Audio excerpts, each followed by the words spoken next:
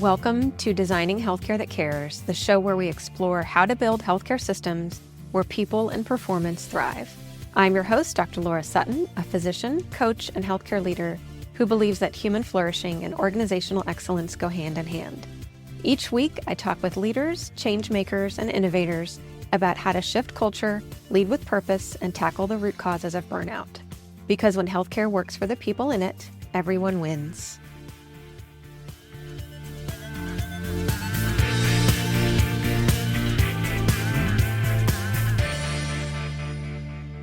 Welcome to this episode of the Designing Healthcare That Cares podcast. I'm really excited to have our guest. I'll introduce her in just a minute, Rachel DeAlto. Rachel and I got to know each other through a speaking community called Impact 11 and really excited to talk to her. So let me tell you a little bit about Rachel. So Rachel DeAlto, CSP, is a communication and leadership expert, a keynote speaker specializing in human connection and relatability. Her latest book that just came out is The Relatable Leader, Create a Culture of Connection. And then her other book is called Relatable, How to Connect with Anyone, Anywhere, Even if it Scares You. I love that.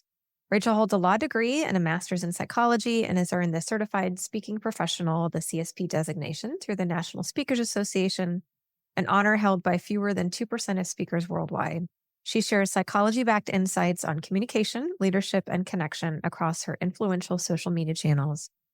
A trusted expert in the media, Rachel has appeared on Lifetime's Married at First Sight, TLC's Kate Plus Date, and more than 200 national outlets. Her TEDx talk, Being Authentic in a Filtered World, is featured on TED.com and explores the power of authentic communication in a digital age. With years of experience helping people build trust, improve communication, and strengthen relationships, whether in media, business, or leadership, Rachel empowers audiences to develop relatable leadership, drive team connection, and build high-performing, human-centered cultures. Love all of that. Welcome to the show, Rachel. So good to talk to you. Thanks for having me, Laura. Great to be here. So I want to talk a little bit about you and how you came upon this as having a law background, psychology background. How did this evolve for you? Oh, completely unintentionally. I think I've just always opened the doors and then walked through them blindly half the time. But I was actually a practicing lawyer, had an opportunity, had an idea for a startup pop into our heads. And my partner and I started this company around the dating space. This is like 15 years ago, before apps even existed. And so launched this company, and it failed miserably because technology basically overcame the concept pretty quickly, because we're pre-apps. We have this idea. It's an online, offline idea of dating. And then apps existed. I think it was about 3 months later, all of the apps were launching. And so became obsolete overnight, but we had already started this movement into that space. I started doing a ton of TV and media appearances around the company. And then I realized this entire industry existed outside of law and startup that I never even imagined before. And I was like, well, this is fun. I was like, wait, personal development, professional development, what?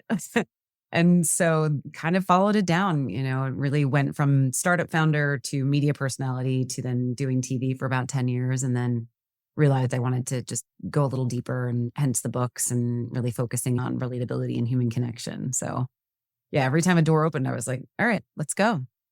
Yeah, that's so cool. I mean, you took a lot of risks, one of them leaving the legal profession. I mean, that can be scary. Yeah, and I'm not really a risk person. I mean, most people who would meet me, which is ironic given the fact that I haven't had a stable job in 15 years, any sort of security or W-2, but I'm pretty risk adverse. I'm not sure why I did that. I think I just felt so compelled. It felt so right, and kind of just followed that intuition, and thankfully it worked. Well, like you said, you found what worked for you and you moved towards it. You just kind of went through the open doors, and here you are, and you're successful and inspiring a lot of folks. So yeah, like you said, it worked. Yeah, which I'm grateful for. But yeah, it's one of those things. If you look at it in retrospect, I understand why my parents were wondering what was wrong with me and if I had lost my mind. As they often do. As a physician who left a very stable full-time job. Yeah. You understand this. And that, yes. Yeah. Yeah. And they're like, wait a second, didn't you go to school for a really long time? Yeah. Yes. Yes, I'm still paying those off.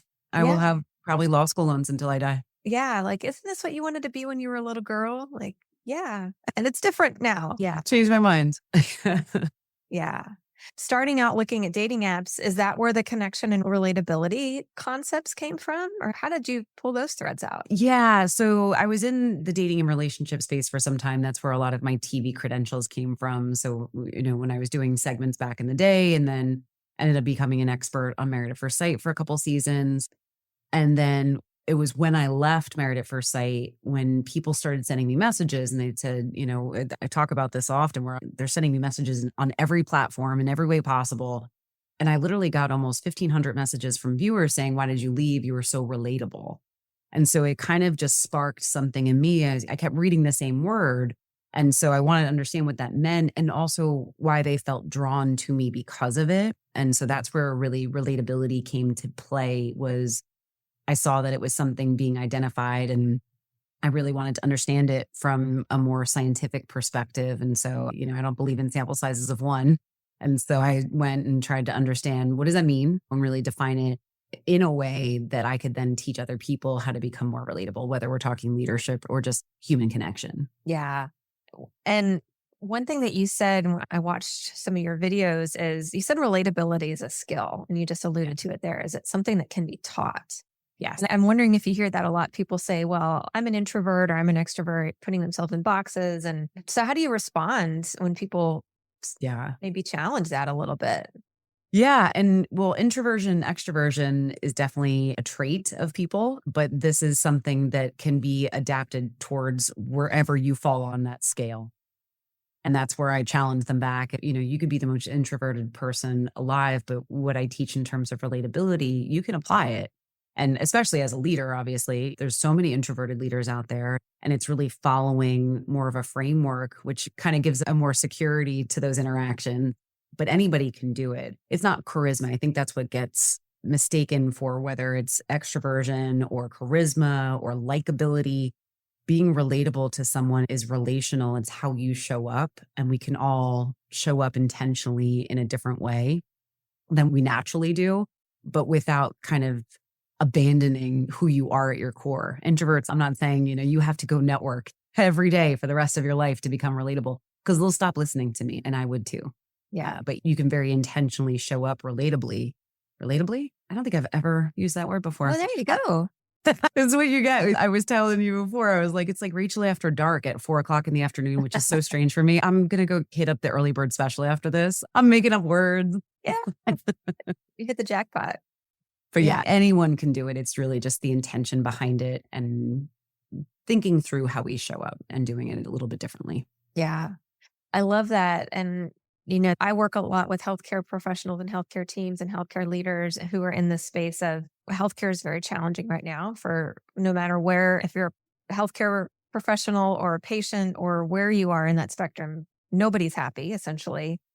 And our healthcare leaders are really challenged with, like a lot of leaders are, how do we engage our employees? Something like healthcare or in nonprofit or education, how do we bring them back to what's the mission of what we're doing? How do we treat them with the respect and that they need and give them the resources they need to be effective? And I'm sure you hear this a lot too. Leaders say, well, I don't have time to do the touchy feely stuff. It takes too much time. It takes too much money. We don't have any money in the budget. And so I want to hear your take on that and how you approach that with people that are leading teams and leading other people. Oh my gosh, there's so much meat there. Like, where do we start? First of all, I completely understand. I think healthcare professionals are possibly the most overworked, undercompensated people in the job market, period. And it's sad because obviously we can't live without them. Quite literally, we can't live without them. And yet they're not being compensated in terms of time or money in the way that they should be. That soapbox aside, what I do say for leadership in any situation, but especially in healthcare, is I understand you don't have the time and I get that. And trying to add more hours into a day is impossible. But additionally, we don't have the time to not do these because what happens is it doesn't have to be this enormous undertaking of, okay, I'm going to pick up this book and I'm going to do everything in it for the next month, but then I can't do anything else. It's taking little moments, it's taking a minute with somebody or 5 minutes with someone instead of having these meetings or sit downs and things like that. They can happen in those small moments. And the time that you take, even if you take those small moments, is going to pay off in the time that you save by not having to train somebody else. or bring a new professional in. Right. Because I guarantee you, if you added up all the hours that you had to spend with that new hire, you could have just taken the time with the existing team. Yeah. Yeah. And the money thing that you mentioned in terms of budgets, research shows time and time again, monetary incentives is the lowest in the rankings. Yes. It's always people are looking for recognition. They're looking for, as you mentioned, the word respect. They're looking for things that don't cost anything except for your time. But we can do that in small moments. It doesn't have to be these big. I think sometimes people think, oh my gosh, if I sit down with someone, it has to be an hour. Nobody wants to sit down with you for an hour. If you're a leader and you can talk to somebody for 30 seconds and tell them they're doing an amazing job, that satisfies them for the next month. Yes. Yeah. Yeah. More than bonuses or raises. And yeah, I hear that a lot too about, well, we can't give them more money. And in my experience, I worked a lot with physicians on creating incentive compensation programs in my past role. A lot of times when we would throw money at a situation, it would backfire. When Yeah. we would start paying the physicians or bonusing them to do something, then it would backfire. And then we'd start to get the opposite behavior, which was really interesting. Yeah. From a psychological perspective, it's fascinating because you would think, obviously, we all need money. I think we all seek out to be compensated, but compensation has to fill your soul just as much as it fills your bank account. Yeah, definitely. I mean, we think about when people look back on their life, what are the things that they either most regret or wish they spent more time with, or what are those watershed moments in people's lives? And it's time with loved ones, it's connection with nature, connection with ourselves. I mean, so it's not about like the nice things and then the things that money can buy. It's the time that we spend with each other. So Yeah. Far more valuable. yeah. Yeah. And I see this in frontline healthcare professionals too, feeling really disconnected. And you talk about empathy a lot. And again, our frontline professionals are burning out. And so we know that empathy is so important, not just for the clinician, but for the patients as well. And all the studies that show that clinicians that are more empathetic and compassionate have better healthcare outcomes, or their patients are not only happier, but healthier. The clinicians are happier and healthier. And so, again, I hear that, well, I don't have enough time to spend with my patients any longer. I was actually coaching a nurse practitioner about this recently. And so we started talking about, well, how can you make the best of the time that you have? You might really only have 5 minutes with that patient. What can you do to make the most impact with that patient or make them feel connected to you? It's funny. One of my favorite studies that I just read recently was sit down. Yes. They found that if a healthcare practitioner sat down, the patient found that they believed they cared more, were more compassionate, and they believed they spent more time with them, even when they didn't. Yes. So, but think about that, because to me, it kind of goes back to everything we were just talking about. We're not adding on. This isn't additional time. It's our actions in that moment too. And in those seconds, you could literally make such a difference just by sitting down, because what does that indicate? It indicates to me as a patient, and I think we should do this. I use this oftentimes when I'm talking to leaders in all industries. I was like, sit down. If you're having a 4-minute conversation with someone, take a seat with them versus standing over them, because when you're standing, you're showing, I'm looking to leave. I'm ready to go. I'm halfway out the door. Versus sitting down is presence. Sitting down is connection. Sitting down says, I'm here for you. I'm not here for anybody else. Yes. Yeah. Yeah. And that was so powerful. That was an insight that my client had. The other thing that came up for her is she realized that a lot of clinicians struggle with getting their administrative work done on time, getting their charting done. If she was able to finish up what she needed to do with the prior patient before she went in to see the next patient, then that last patient visit wasn't working in her brain, and she wasn't so focused on, oh, I forgot to write that down. And she was able to be more present with that patient. And so I'm curious your thoughts in the digital space as you talk about in our, what we call our hyperconnected world, but we're so incredibly distracted by things that are going on around us. And so how can we realize that and then shut it out to an extent, or how do we manage through all of that? Yeah. Well, first, I have so much empathy for people trying to do that because it's impossible. I mean, from that perspective, but it's figuring out, is there a process that works better? Like you said, if you walk out of a room and you can do your notes right away so that it's not stuck on your head. And it doesn't mean that you're still not going to think of that patient 3 patients down and be like, oh my gosh, I need to write this down. But for the most part, whatever you can offload, And also just understanding the way that our brains work. We can only hold so much at one time. And so it's understandable. And in fact, it's expected that we would be distracted. So what is within the realm of your control? And I think that's the best way for leaders or any human to look at their life is I could spend a lot of time getting upset about the things I can control, but is there a process I can control? Is there a methodology that I can control?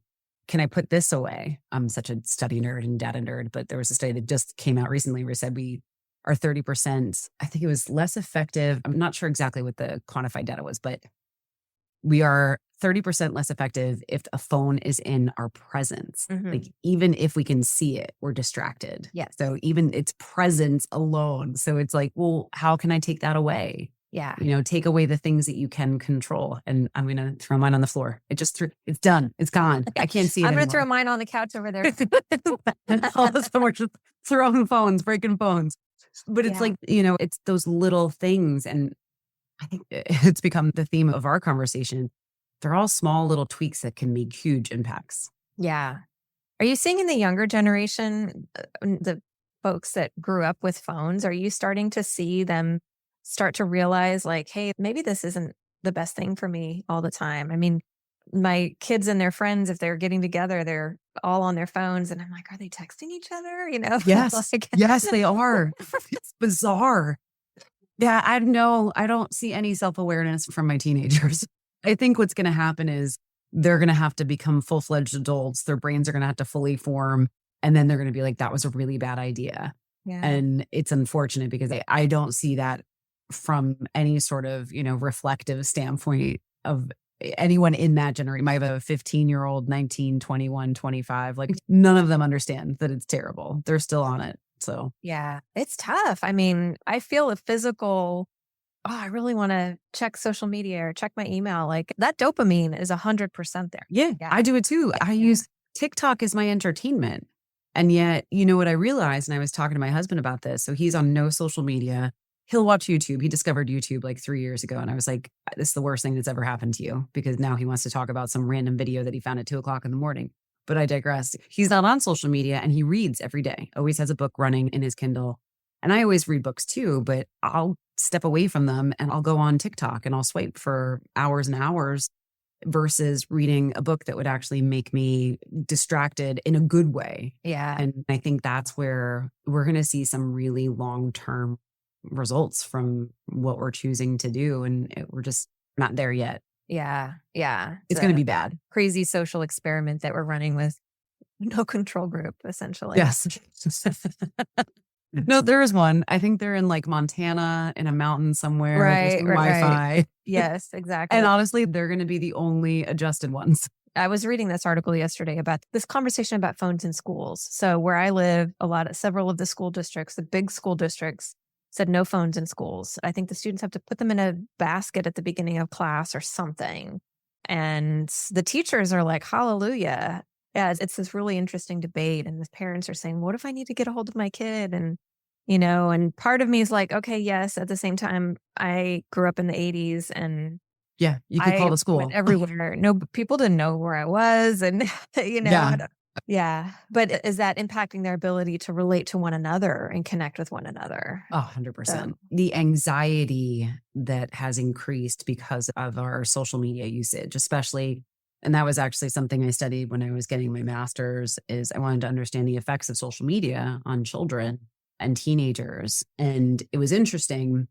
The research showed that it wasn't necessarily the amount of time that people spent online or that the kids spent on social media. It was their attachment to social media. It was the emotional attachment. Do they get upset when people don't like their stuff? Do they get upset when people leave them unread? Is there an emotional attachment? And that's actually what led to the biggest, areas of depression and anxiety. And to me, that's our biggest challenge right now, is because it is anxiety producing enough to try to socialize. Mm-hmm. The most extroverted people still get anxious over meeting somebody new. I mean, I've done the research. I have about 5,000 responses of a survey that I asked people, do you feel nervous when you meet somebody new? And 93% of people, from students to CEOs, said yes. And so you take that this natural anxiety that exists. And then you compound that with the fact that now we're comparing ourselves to everybody else all the time, or, knowing when we're left out and all of these things that make us even more anxious. There's no way that it's not going to continue to get in the way. Yeah. Yeah, definitely.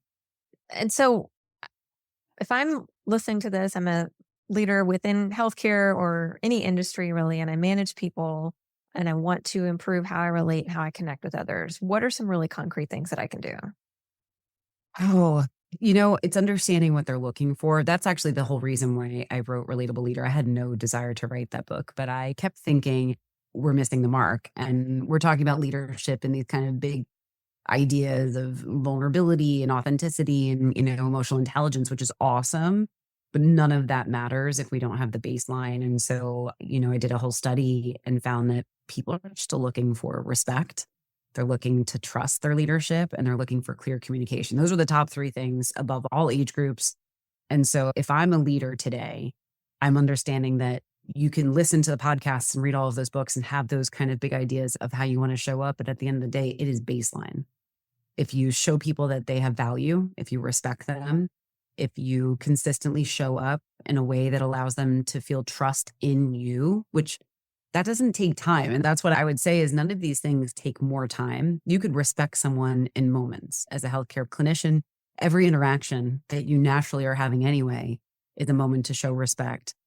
Every interaction is a way to build trust. Are you communicating effectively? Are you consistent in your words and actions? Like, are you showing that you care about people?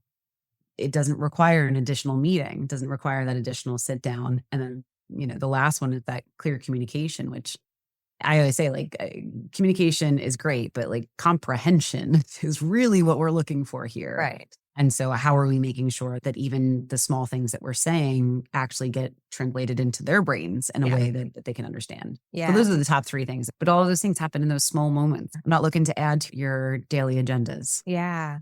So if I'm a leader and I don't know how I'm performing on those, I don't know how the people around me would rate my trust and level of respect and communication. All I can see is, well, I sent the email. I tell them what I think they need to know. How do I start to learn what the people around me are thinking? This requires time. Yeah. This one will.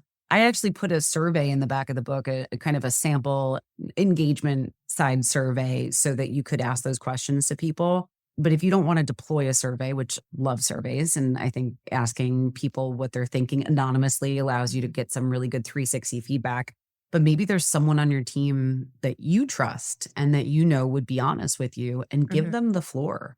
Everybody has someone on their team that you're like, oh, they've got opinions, but don't ask the questions unless you plan on doing the work. And that's what I would really, really caution is I've seen it so many times where an organization either does send out a survey or hires consultants or they ask those questions. They have a focus group or they just sit down with people and then nothing changes. And you're like, well, I'm never doing this again because I just wasted my time. Yeah. And that destroys trust quickly. I've seen that too. Super fast. Yeah. Yeah. So there is an initial investment of what's the diagnose? What's the landscape? How am I doing with these things? How do the people around me feel that I'm trusting them, respecting them, and communicating with them? And it sounds like a survey like that, like what's in your book, can really give actionable feedback on, okay, I'm scoring my trust here is not so great. What can I do to build that trust among the people that I work with?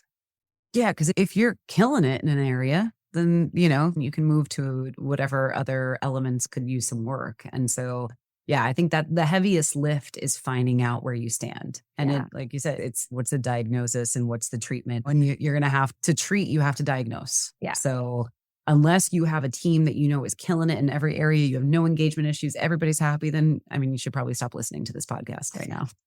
No, don't stop listening.